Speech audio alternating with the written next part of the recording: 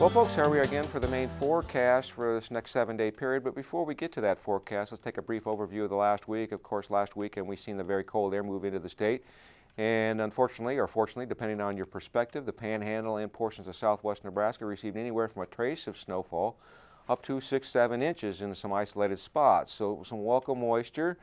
In terms of water equivalency, generally a quarter to a half inch was very common total. So we'll take everything we can get. And of course, the other piece of energy that moved into our region was associated with an upper air low that moved out of the southwest into the central plains yesterday and is progressing its way through the state today. That brought some thunderstorm development, and we are still looking for some continued thunderstorm development, at least in extreme eastern Nebraska, with some clearing conditions in western Nebraska. So let's take a look at the main forecast for today and what we might expect as we go through the remainder of the 7-day forecast. And here's the energy associated with that upper air trough.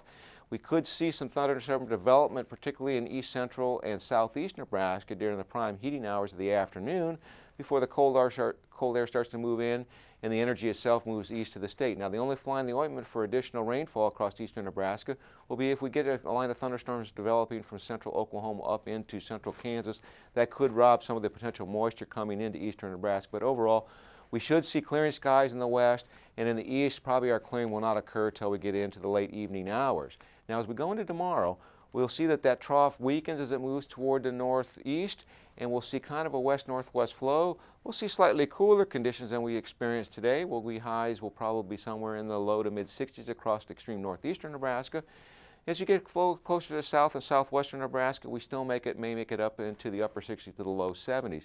Now, as we get into Monday, we'll notice that a piece of energy is trying to come into the Pacific Northwest and will rapidly move toward the plains region, but overall we should see a fairly dry day. We'll be looking at highs that will be approximately close to the 80-degree mark in southwest Nebraska, and we'll be looking at the low to mid-70s across northeast Nebraska. As we go into Tuesday, here comes that energy poised to come into our region. Because it's a very fast-moving front, we're not expecting a lot of moisture with this system, as the Gulf will remain closed and will not be entrained into this system. So overall, we'll be just expecting some light showers and possibly some general stratiform rain across the Dakotas moving into northern Nebraska. Overall, we'll be looking at highs that'll be in the mid-60s across the north to approximately the mid-70s across extreme southern Nebraska. As we go into Wednesday, that energy is now well to the south and east of us. We may see some residual cloud cover across eastern Nebraska, much cooler conditions. We'll be looking at highs in the upper 50s across the northeast to approximately the 70-degree mark across extreme southwestern Nebraska.